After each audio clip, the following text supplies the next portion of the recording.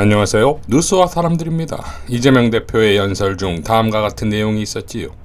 불가침의 성벽을 쌓고 달콤한 기득권을 누리는 이들에게 아마도 이재명은 언제나 반란이자 불손 그 자체였을 것입니다. 그들이 저를 욕하는 것은 상관없습니다. 그러나 저와 성남시 공직자들의 주권자를 위한 성실한 노력을 범죄로 조작하려는 것은 용납할 수가 없습니다. 오직 이재명 제거에만 혈안이 돼서 프로축구가 고사를 해도 지방자치가 망가져도 적극 행정이 무너져도 상관없다는 그들의 태도에 분노합니다. 국민 여러분, 소환조사는 정치검찰이 파놓은 함정이라는 것을 잘 알고 있습니다. 특권을 바란 바도 없고 잘못한 것도 없고 피할 이유도 없으니 당당하게 맞서겠습니다.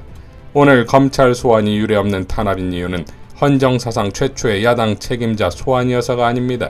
이미 수년간 수사를 해서 무혐의로 처분된 사건을 다시 끄집어내서 없는 사건을 만드는 없는 죄를 조작하는 사법 쿠데타이기 때문입니다. 국민 여러분, 역사는 늘 반복되면서도 언제나 전진했습니다. 오늘 이 순간도 그러한 역사의 순간이라고 생각합니다. 김대중 대통령께서는 내란 세력으로부터 내란 음모죄라고 하는 없는 죄를 뒤집어 썼습니다. 노무현 대통령께서는 논두렁 시계 등의 모략으로 고통당했습니다. 이분들이 당한 일이 사법 리스크였습니까? 그것은 사법 리스크가 아니라 검찰 리스크였고 검찰 쿠데타였습니다.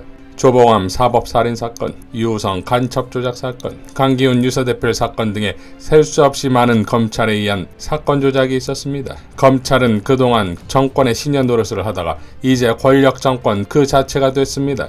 정적 제거를 위한 조작 수사로 영장을 남발하고 수사 기소권을 남용하고 있습니다.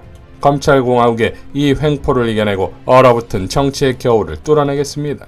당당하게 정치검찰에 맞서서 이기겠습니다. 이어 다음날 최고회의에서 이렇게 발언했지요. 어제 정치검찰에 맞서서 당당하게 조사에 임하고 왔습니다. 주권자를 위한 성실한 노력을 범죄로 둔갑하려는 검찰 정권의 폭력적인 왜곡 조작 시도에 앞으로도 굴하지 않겠습니다. 당당하고 의연하게 저들의 야당 파괴 그리고 민주주의 파괴 시도를 분쇄하겠습니다. 검찰이 어떤 모략과 날조를 해도 결국 국민과 역사는 반드시 승리할 것입니다. 역사의 전진을 믿으면서 정부가 포기하다시피 하고 있는 민생위기 극복에 전념하겠습니다. 정권의 폭정과 정권의 무도함에 국민과 함께 맞서 싸우겠습니다. 라고 발언했습니다. 자, 그야말로 천사의 언어가 아니겠습니까? 이 연설에 대해 박시영TV에 출연한 김미겸 의원은 다음과 같이 밝혔지요. 저는 이재명은 언제나 반란이자 불손 그 자체였다라고 하는 말이 저한테는 제일 와닿았습니다.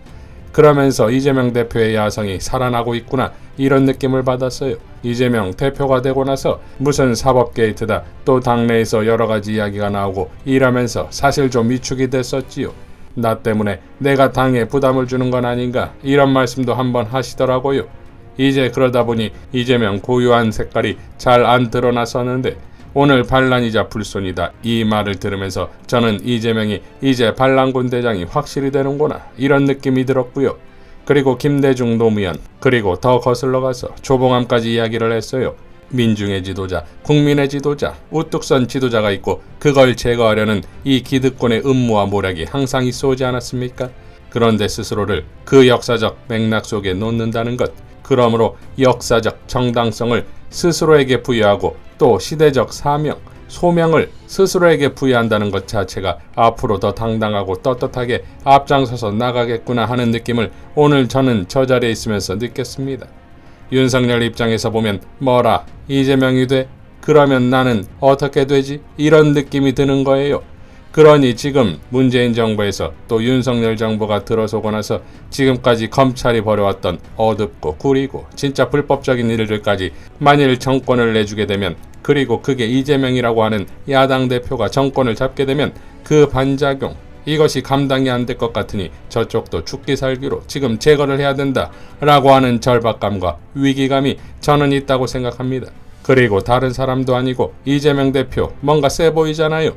살아온 이력이나 또 지금 이재명 대표가 대표하는 세력, 국민적 열망 이런 사실 다 절치부심하고 있지 않습니까? 그게 두렵기 때문에 그 두려움만큼 훨씬 더 악랄하고 강교하게 지금 나가고 있다고 생각을 합니다. 라고 발언했습니다. 자, 그러니까 윤석열에게 이재명은 공포 그 자체이고 그러니 반드시 없애야만 하는 존재인 것인데 문제는 그럴수록 이재명은 더욱 강해지고 그러니 공포는 더 커지는 거 아니겠습니까? 그러니 둘 중 하나가 쓰러져야만 끝난다 이거지요. 한창민 정의당 전 부대표는 다음과 같이 밝혔습니다. 진짜 싸움이 시작됐다. 죽을 때까지 찌르는 양아치 집단 내 맞서는 방법은 단 하나다. 개혁의 깃발을 한 손에 움켜쥐고 당당하게 정면 돌파하는 것이다. 떳떳하면 두려울 게 없다. 누가 야비한 조폭인지 권력의 칼과 방패 뒤에 숨은 게 누구인지 제대로 알리며 굳건하게 싸워야 한다. 현명한 국민을 믿자 라고 밝혔습니다. 김민웅 교수도 다음과 같이 밝혔지요. 검찰 쿠데타와 이재명 그리고 민주당 정치검찰과 맞서서 이기겠다고 말했다. 꼭 그렇게 되기를 바란다. 이겨야 한다. 반드시 촛불 국민들이 함께할 것이다. 검찰 쿠데타라는 단어가 민주당 이재명 당대표의 입에서 마침내 나왔다. 오래 참고 있다가 비로소 토해낸 단어일 것으로 본다. 쿠데타는 진압해야 한다. 규탄의 대상이 아니다. 윤석열 퇴진은 촛불 국민들이 선택한 그 진압의 가장 중요하고 기본적인 방식이 되었다. 이재명 대표도 이 운동의 힘이 더욱 커져야 하는 것에 대해 절감했을 것이다. 윤석열과 그 일당들은 민주주의를 유린하는 파시스트 집단이다. 이들의 손에서 법과 제도는 수탈과 탄압의 무기로 변한다. 국민들은 기망과 폭력의 대상일 뿐이다. 권력이 된 정치검찰과 그 본산인 윤석열 그리고 그 일당들은 이재명 죽이기로 정치 개편의 신호탄을 쏘아 올리자고 할 것이다. 당연히 국민의힘 장기 집권 기획이다. 민주당은 이제 제대로 된 싸움에 나서야 한다. 그렇지 못하면 버려질 것이다. 맛을 잃은 소금은 길바닥에 내버려지는 것 말고 없다. 그런데 민주당 지도부는 이번 사태로 국민들이 촛불을 다시 들 것이라고 말했다. 그런 정세인식으로는 세상을 바꿀 수 없다. 이미 들려진 촛불이 눈에 보이지 않는다면 곤란하지 않은가? 이재명을 위한 촛불이 아니라 이재명도 사는 촛불이다. 검찰 쿠데타와 그 파쇼의 탄압, 폭력에 결연히 맞서고 있는 촛불 국민들의 행동과 진격에 민주당은 부디 확실하게 눈뜨기 바란다. 더는 실망시키지 않았으면 한다. 정치검찰의 쿠데타를 막지 못한 5년의 허송세월이 가져온 이 뼈아픈 현실에 대한 책임을 통감하고 촛불 국민들 앞에 머리 숙이고 함께하기를 바라는 마음이다. 우리는 철권 통치 유신도 무너뜨린 국민들이다. 국민을 믿고 담대하게 나서면 역사는 필의응답한다 라고 밝혔습니다. 김영민 의원도 다음과 같이 밝혔지요. 보복수사 논란에도 불구하고 야당 대표 소환을 강행한 검찰, 이제는 김건희도 소환해야 합니다. 한동훈도 답해야 합니다. 범죄자와 검찰이 유착한다는 의혹을 해소할 의무가 있습니다 라고 밝혔습니다. 민주당은 다음과 같이 밝혔지요. 검찰의 야당 탄압 조사에 맞서 민주당은 단일 대우로 싸우겠습니다. 검찰이 무혐의 처분으로 끝낸 성남FC 광고권을 다시 꺼내 이재명 민주당 대표를 소환했습니다. 명백한 야당 탄압이며 없는 죄를 만드는 사법농단입니다. 성남FC는 기업들과 적법한 광고 계약을 맺고 광고비를 받았습니다. 시민 세금으로 운영되는 성남FC 임직원들이 광고를 유치해 성남 시민의 세금을 절약한 것입니다.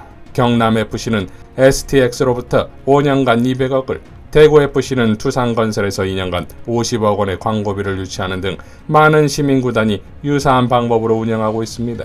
그런데도 검찰은 광고계약에 의한 광고비를 후원금으로 둔갑시키고 서로 연관도 없는 성남시의 적법한 기업 유치 행정과 성남FC의 정당한 광고계약을 억지로 엮고 있습니다.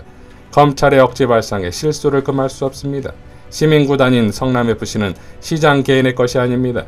구단 운영비가 부족하면 시 예산을 늘리면 그만인데 아무 이익도 얻지 못할 시장이 광고 유치 때문에 불법을 저지른단 말입니까? 결국 검찰의 수사는 정적을 제거하고 야당을 무너뜨리기 위한 표적 수사이며 조작 수사입니다. 수사 기소권 남용의 부끄러운 흑역사입니다. 더불어민주당은 윤석열 정권의 정치검찰이 왜곡하는 정의와 공정의 가치를 지키기 위해 당당히 맞설 것입니다. 아무리 야당을 탄압하기 위해 조작 수사를 해도 정권의 무능을 가릴 수는 없습니다. 더불어민주당은 단일 대우로 윤석열 검찰의 표적 수사, 조작 수사에 맞서 싸워나갈 것입니다 라고 밝혔습니다. 자, 12시간의 검찰 조사를 마친 이재명 대표는 충실하게 설명할 건 설명했고 어차피 답은 정해져서 기소할 것이 명백하고 또 조사 과정에서도 그런 점을 많이 느꼈다. 결국 법정에서 진실이 가려질 것이다. 오늘 제시되는 여러 자료들을 봐도 제가 납득할 수 있는 그런 것들은 없었던 것 같다 라고 밝혔듯 이변은 없었고 예상한 빗나감이 없지요. 과반 의석을 갖는 제1야당의 당대표 소환과 더불어 그의 아들에 대한 재수사까지 하는 광기의 세력과의 전쟁이다 이겁니다.